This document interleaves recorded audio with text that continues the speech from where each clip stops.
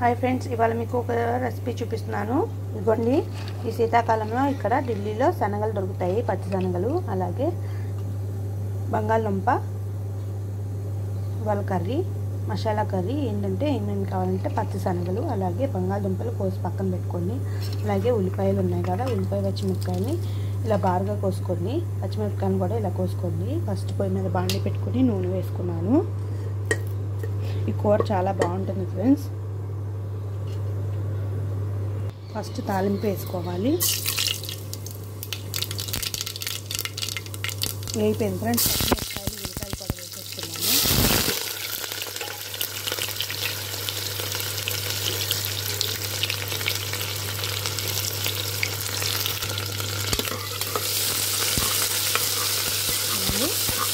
చక్కగా దోరగా golden colour చేసి వేసుకున్నాము.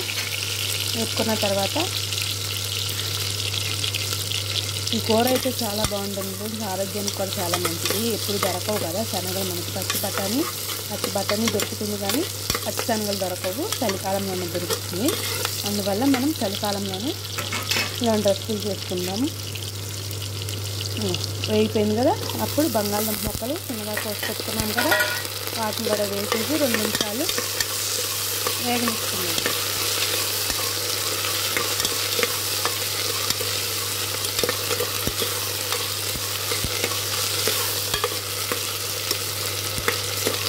చక్కగా వేయించుకున్న తర్వాత ఒక 5 నిమిషాలు వేగిన తర్వాత మనం పచ్చి శనగలు ఉన్నాయి కదా, బంగాళదుంప తింటే చాలా మంచిది కదా పిల్లలకైనా పెద్దలకైనా.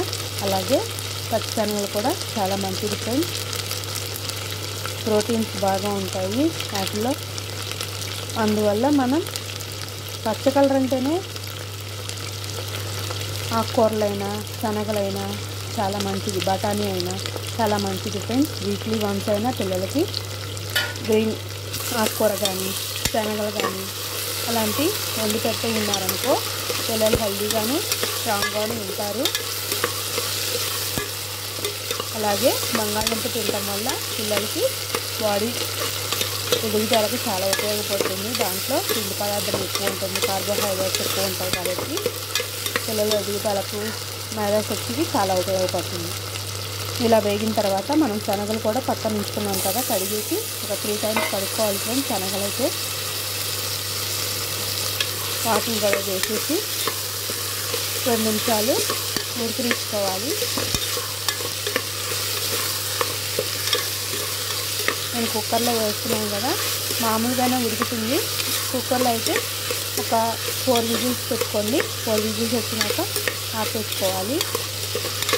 మామూలుగానే చాలా తొందరగానే ఉడికిపోతుంది. కుక్కర్లో అయితే ఇంకా తొందరగా ఉడికిపోతుంది.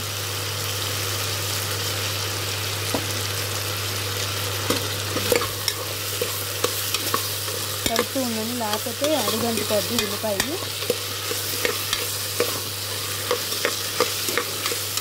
ఇప్పుడు కొంచెం సాల్ట్ను పసుపు వేసుకున్నాం. ఇవ్వండి, పసుపు వేసుకుంటున్నాను. అలాగే టేస్ట్ సరిపడంత సాల్ట్ వేసుకోండి.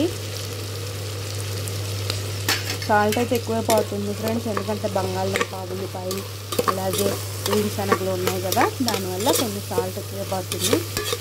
సరిపడా వేసుకోండి. 2 నిమిషాలు మగ్గిన తర్వాత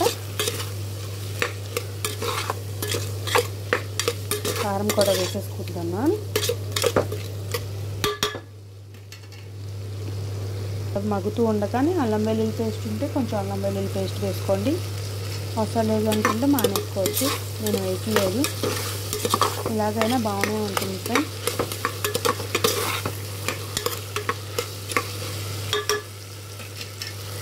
ఇవన్నీ మగ్గిపోయింది. ఇప్పుడు టేస్ట్ సేపంతా కారం కూడా వేసుకుందాం.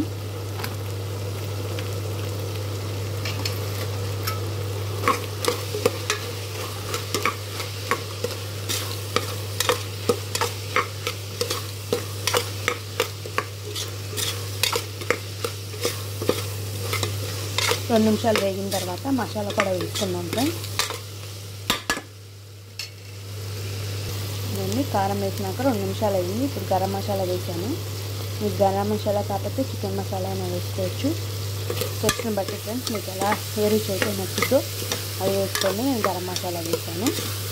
ఇప్పుడు దీంట్లోకి తగినన్ని వాటర్ పోసుకోవాలి. వాటర్ ఎందుకంటే శనగలు ఉడకాలి కదా ఫ్రెండ్స్, అందుకు. ఇదిగోండి 4-5 విజిల్స్ రానివ్వండి ఫ్రెండ్స్, ఎందుకంటే శనగలు కొంచెం మెదుగా ఉన్నాయి, అందుకు 4-5 విజిల్స్. అలాగే మెత్తగా ఉన్నాయంటే చిన్నవి అయితే ఒక 3 విజిల్స్ వస్తే చాలు. బంగాళదుంపను ఇది ఉడకడానికి మిక్సీ కుక్కర్ మూత పెట్టేసుకుని 4 నుంచి 5 విజిల్స్ రానివ్వండి. ఇదిగోండి కుక్కర్ మూత పెట్టేసుకున్నాను. ఖచ్చితంగా 4-5 విజిల్స్ రానిస్తాను నేను. ఇదిగోండి ఫ్రెండ్స్ ఉడికిపోయింది చక్కగా. ఇప్పుడు దీంట్లో కొత్తిమీర వేసుకొని దింపేసుకోవడమే ఫ్రెండ్స్. ఇదిగోండి పర్ఫెక్ట్గా అయిపోయింది. చూడండి నొక్కితే ఎంత మెత్తగా అయిపోయిందో. 5 విజిల్స్ అయితే మొత్తం ఉడికిపోయింది. ఈ వీడియో కానీ మీకు నచ్చినట్లయితే లైక్ చేసి షేర్ చేసి సబ్స్క్రైబ్ చేసుకోండి ప్లీజ్. సబ్స్క్రైబ్.